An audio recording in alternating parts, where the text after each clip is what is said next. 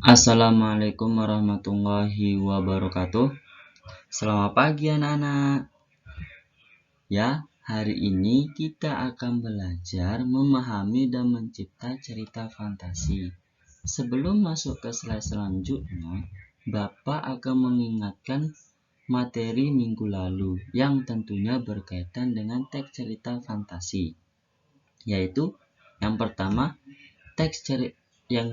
yaitu pengertian teks cerita fantasi, yang kedua tujuan teks cerita fantasi, yang ketiga jenis-jenis teks cerita fantasi, yang keempat yaitu unsur-unsur teks cerita fantasi. Ya, kita masuk kepada bab 2 yaitu 3.4 menelaah struktur dan kebahasaan teks narasi yang dibaca maupun yang didengar. Yang 4.4 menyajikan gagasan kreatif dalam bentuk cerita fantasi secara lisan maupun tulisan dengan memperlihatkan struktur dan penggunaan bahasa.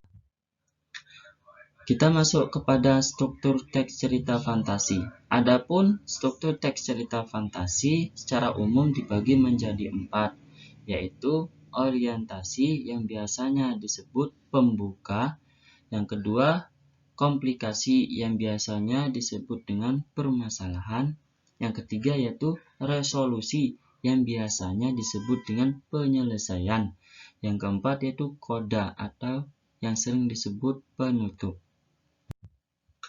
Di sini kita akan masuk kepada pengertian pembagian secara umum struktur cerita fantasi. Yang pertama itu orientasi, yaitu di mana pengarang memberikan pengalaman tentang tema, penokohan, dan sedikit alur cerita kepada para pembaca. Contohnya, tema cinta, religius, sosial, budaya, dan sebagainya. Masuk kepada konflik. Bagian yang terjadi permasalahan dimulai dari awal hingga menuju puncak permasalahan. Jadi di sini pengarang menggambarkan sebuah permasalahan dari awal cerita sampai akhir cerita.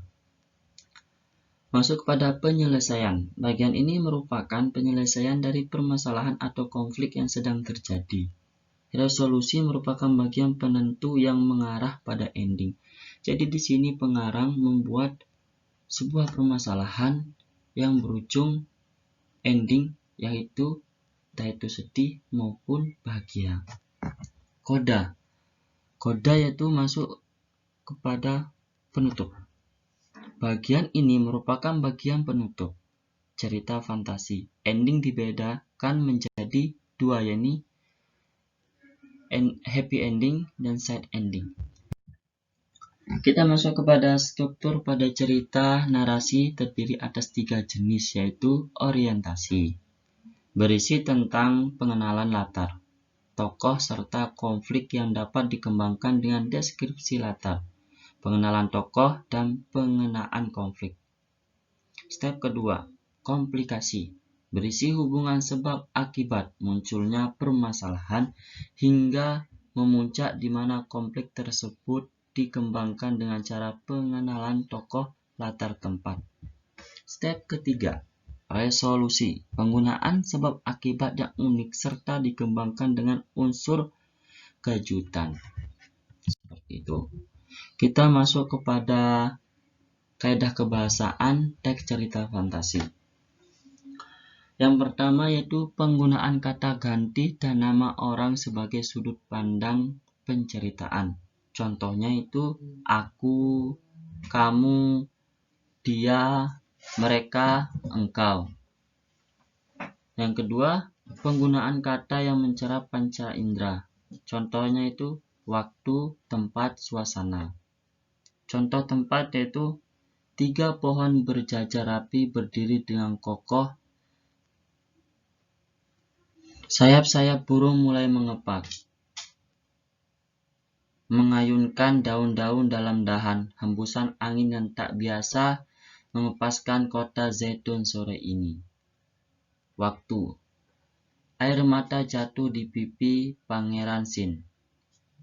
Sepucuk surat dari nenek menjadi saksi kepiluan.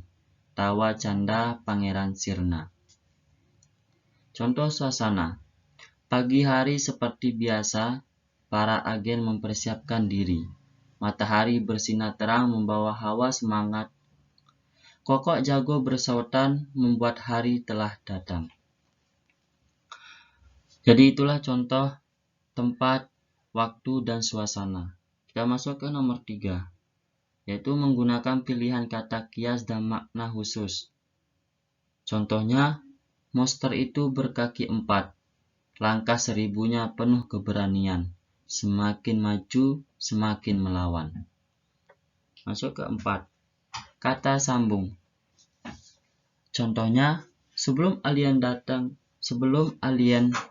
langit mendung. 3 tahun lalu, gunung itu memuntahkan lahar dingin. Masuk kepada nomor 5, menggunakan kata ungkapan atau kejutan. Contohnya, tiba-tiba pesawat tempur melepaskan tembakan pertamanya. Yang keenam, penggunaan dialog atau kalimat secara langsung dalam cerita. Contohnya, berlarilah Natako, monster itu mengejarmu. Selanjutnya yaitu unsur-unsur intrinsik cerita fantasi. Yang pertama itu tema, yaitu ide yang paling mendasar yang menjadi acuan untuk mengembangkan suatu cerita. Yang kedua itu alur, yaitu jalan cerita yang berupa peristiwa-peristiwa yang tersusun dan saling berkaitan satu sama lain. Yang ketiga, tokoh dan pernokohan, yaitu karakter dari pemeran atau pelaku di dalam suatu cerita.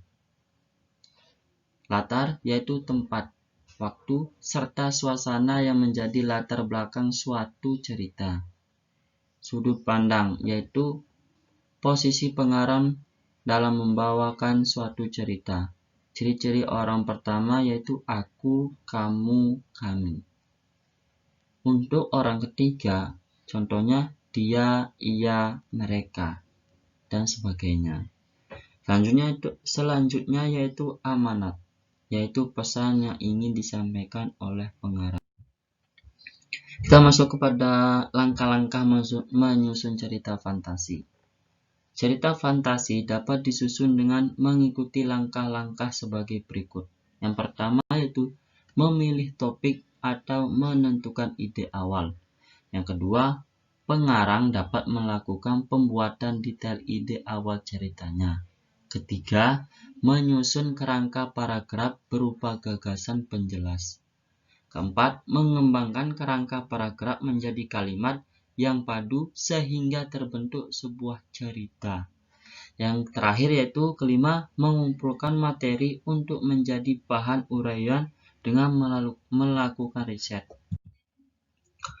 Ya, hanya itu saja yang Bapak bisa sampaikan minggu ini pagi ini. Bapak memberikan tugas yang keempat. Soalnya yaitu ada 4.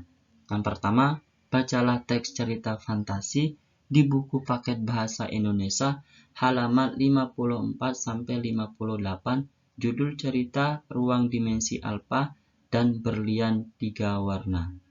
Yang kedua yaitu setelah membaca 2 teks cerita fantasi tersebut, lalu pilihlah 1 teks cerita fantasi yang telah dibaca untuk ditelaah.